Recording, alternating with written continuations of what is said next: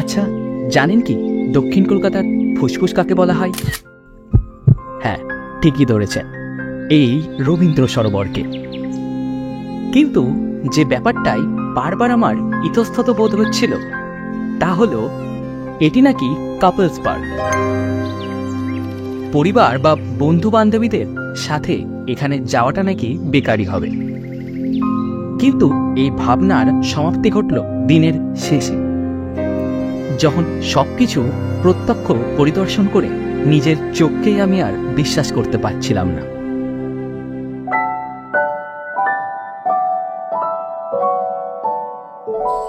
অনেকের কাছেই এই রবীন্দ্র সরোবর ঢাকুরিয়া লেক নামেও বেশ পরিচিত। তো দক্ষিণ কলকাতার এই সরোবরে আপনি কিভাবে সহজেই আসবেন, সপ্তাহের কোন কোন দিনগুলিতে খোলা পাবেন এবং কতক্ষণই বা খোলা পাবেন?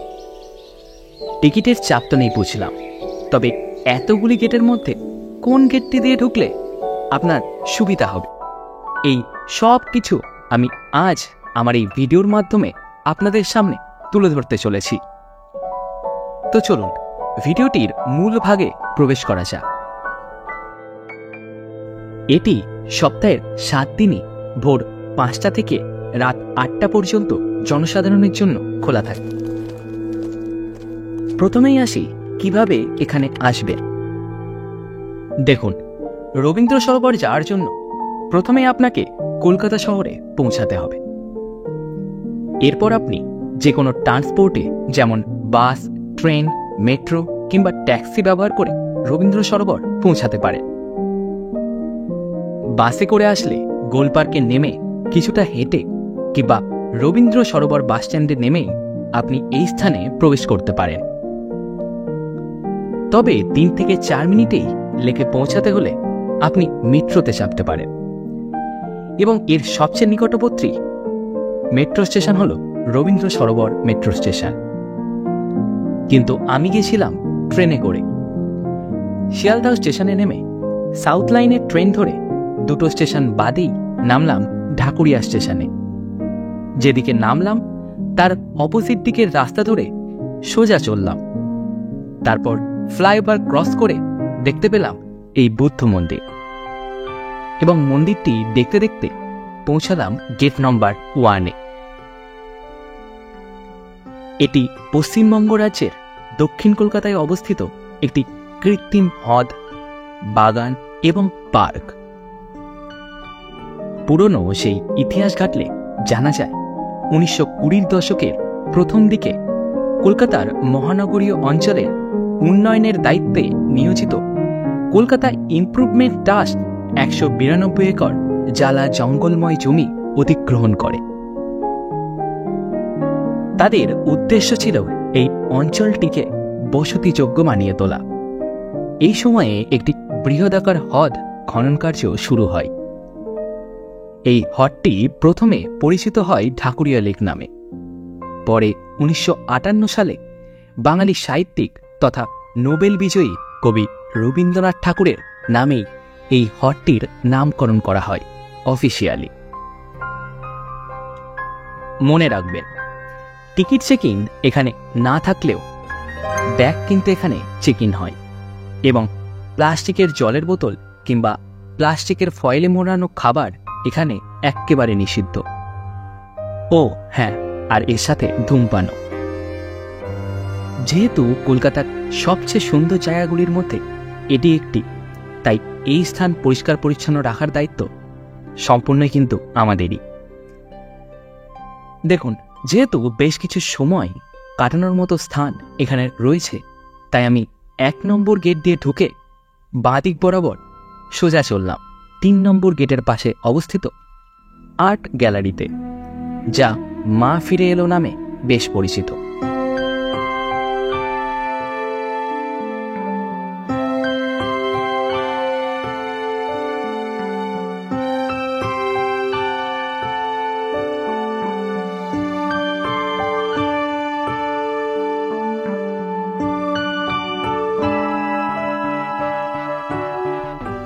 বাইরে যেমন দারুণ কারুকার্য করা দুর্গা প্রতিমা আপনাকে মুগ্ধ করবে, তেমনি মুগ্ধ করবে এখানকার দেওয়ালের টেরাকোটার কাজ। কলকাতার সাম্প্রতিককালের বেশ কিছু পুরস্কারপ্রাপ্ত দুর্গা প্রতিমা এখানে দারুণ যত্ন সহকারে রাখা রয়েছে। এটা বেসিক্যালি সকাল 7টায় খোলে আর 10টায় বন্ধ হয়, এবং বিকেল 3টের সময় খোলে এবং সন্ধ্যে 7টায় বন্ধ হয়ে যায়। দারুণ জায়গা এটা, সম্পূর্ণটাই মায়েরই সেই মূর্তিগুলোকেই রাখা আছে এখানে। প্রত্যেক বছর সেই মূর্তিগুলোকে আবার পাল্টেও দেওয়া হয়, মানে দুর্গাপুজোর পরেই কিছু মূর্তি এখান থেকে বেরিয়ে যাবে, আবার কিছু নতুন মূর্তি এখানে আবার ঢুকবে। বাঙালির শ্রেষ্ঠ উৎসবের শ্রেষ্ঠ দুর্গা প্রতিমাগুলি দর্শন করে একটু সামনে এগিয়েই দেখতে পেলাম ঝুলন্ত সেতু।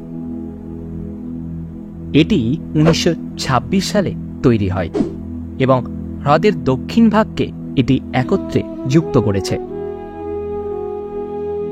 এই যেটা হচ্ছে সাইড গ্যালারি, ঠিক আছে। আমি ঢুকেছিলাম এই যে 1 নম্বর গেটটা দিয়ে আমি ঢুকেছিলাম।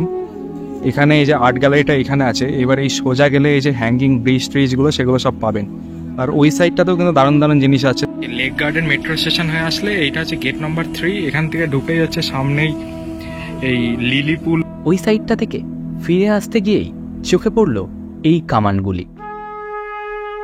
মনে করা হয় বাংলার শেষ স্বাধীন নবাব সিরাজউদ্দৌলার কামান এগুলি। বৃষ্টির কারণে এই পথে আসার সময় এটি আমাদের চোখ এড়িয়ে গেছিল, সাথে এই জায়গাটিও। এখন দেখতেই পাচ্ছ এই 12টা মতো বাজছে, আর এই সময় অতটা পরিমাণে ভিড় কিন্তু এই লেকে থাকে না। ভিড় হয় সেই সকালের দিকে আর সন্ধ্যাবেলার দিকে, মানে বিকেলের পর থেকে। এরপর লেকের মাঝের রাস্তা ধরে সোজা হাঁটা শুরু করলাম, এবং যে জিনিসটা প্রথম থেকেই আমার দৃষ্টি আকর্ষণ করছিল তা হলো এই ট্যাগগুলি। একটা গাছের নিচে এরকম ওর কিন্তু এই গাছের কি নাম সেটা সব এখানে লিখে দেওয়া আছে। এটা যেরকম এই যে গোল সাগো, ঠিক আছে, ওই যে ওটা দেখতেই পাচ্ছ কদম গাছ, আর এটা গোল সাগো। কিউআর কোড স্ক্যান করে আপনি প্রত্যেকটি গাছের সম্বন্ধে তথ্য সংগ্রহ করতে পারেন।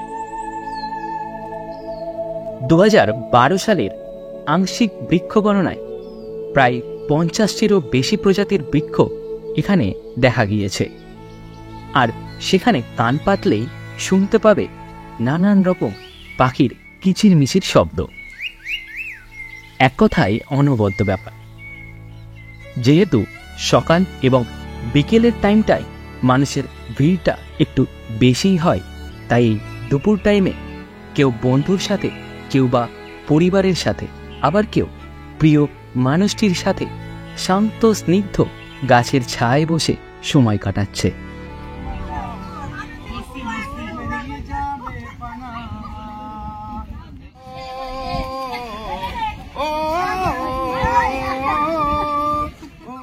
এই লেকের বিভিন্ন জায়গায় বাচ্চাদের ফুটবল খেলা যেমন চোখে পড়বে, তেমনি চোখে পড়বে এই ক্রিকেট প্র্যাকটিসও। ও এমনকি এখানে রয়েছে একটি ফুটবল স্টেডিয়ামও, যা রবীন্দ্র সরোবর স্টেডিয়াম নামে পরিচিত। এই যে এই সাইডটাই আছে হচ্ছে লেক কালীবাড়ি। তো ওখান থেকে দেখছি এখন উলুধ্বনি, শঙ্খধ্বনি সব কিছু শোনা যাচ্ছে। আর এই দিকটা থেকে এটা হচ্ছে 8 নম্বর গেটটা। 8 নম্বর গেটটাই শেষ, এখান থেকে অনেকে আসে। তো চলো আবার ফিরে যাওয়া যাক। যেহেতু রবীন্দ্র সরোবরের মধ্যে বেশ কিছু রোয়িং এবং সুইমিং ক্লাব রয়েছে, তাই দুপুর গড়িয়েই বিকেল পড়তেই নিয়মিত সেই বোটে রোয়িং করতে দেখা গেল।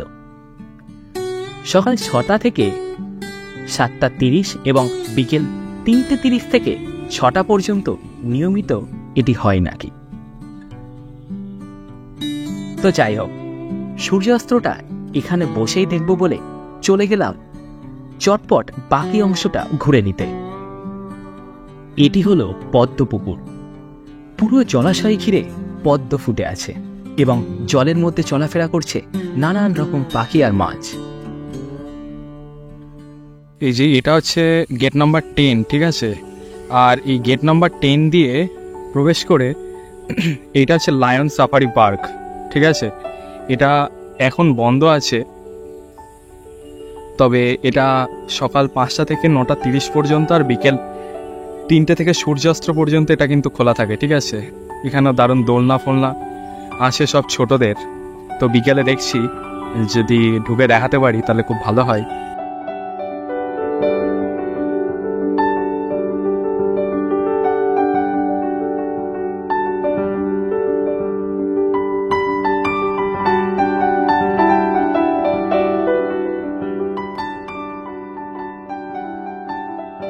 এই যে এখানে দেখতেই পাচ্ছ, এখানে হচ্ছে বয়েজ আর একটা বিভিন্ন ব্যায়াম করার জায়গা আছে, মানে শরীর চর্চা করার জায়গা এখানে।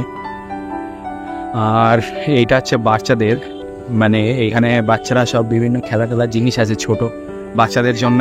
এইটা পার্কটা তৈরি করা, ছোট্ট পার্ক একটা। আর এই সাইডটাই হচ্ছে মহিলাদের জন্য বিভিন্ন ফিজিক্যাল অ্যাক্টিভিটির জন্য। এইটা মানে এই সাইডটাই মহিলারা ফিজিক্যাল অ্যাক্টিভিটি করতে পারবে। তো এই লায়ন সাফারির মধ্যে এইগুলোই সচরাচর তুমি দেখতে পাবে। বাচ্চাদের জন্য এটা খুব ভালো। এই যে এখানে ওয়াশরুমের ব্যবস্থাও আছে, জেন্টস লেডিস। এবং এই পার্কের বিভিন্ন জায়গাতেই তুমি এরকম লেডিস বা জেন্টস টয়লেট পেয়ে যাবে, যেগুলো কিছু ফ্রিতে ইউজ করতে পারবে, আবার কিছুতে তোমাকে টাকাও পে করতে হবে তার জন্য। আর এই লায়ন্স ক্লাবের বিপরীত দিকের যে রাস্তাটা চলে যাচ্ছে, এই রাস্তাটা গিয়ে সামনের দিকে আছে সেই নজরুল মঞ্চ, যেখানে আমাদের গানের একজন সিতারাকে আমরা গত বছরেই হারিয়েছিলাম। গত বছর না, তার আগের বছরে, মানে কে গান করতে সেখানেই তিনি, মানে আমাদের ছেড়ে তিনি চলে গিয়েছিলেন। সেই নজরুল মঞ্চে এই সামনেটাই, এই যে এটাই হচ্ছে নজরুল মঞ্চ, যেটা রবীন্দ্র সরোবরের মাঝেই অবস্থিত।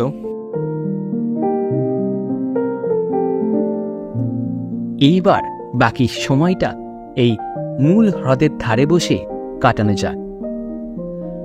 হ্রদের মাঝে ছোট্ট দ্বীপ গড়ে উঠেছে, তাতে ভিড়ও জমাচ্ছে বিভিন্ন পরিযায়ী পাখি, অর্থাৎ তারা সন্ধ্যাকে আমন্ত্রণ জানাচ্ছে। শীতকালে নাকি এই সকল পরিযায়ী পাখির সংখ্যা আরও বেড়ে যায়।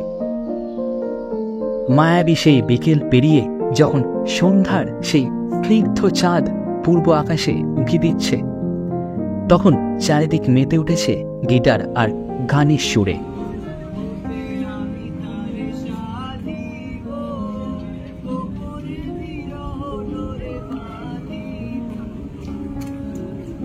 এভাবেই সুন্দর একটি দিন আমি এখানে কাটালাম।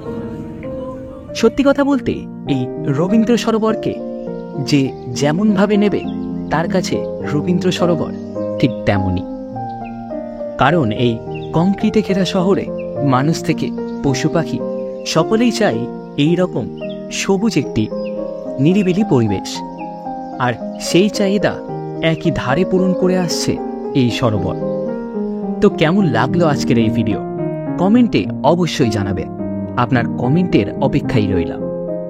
আর নতুন দর্শকেরা ভিডিওটিতে লাইক এবং চ্যানেলটি সাবস্ক্রাইব করতে ভুলবেন না কিন্তু।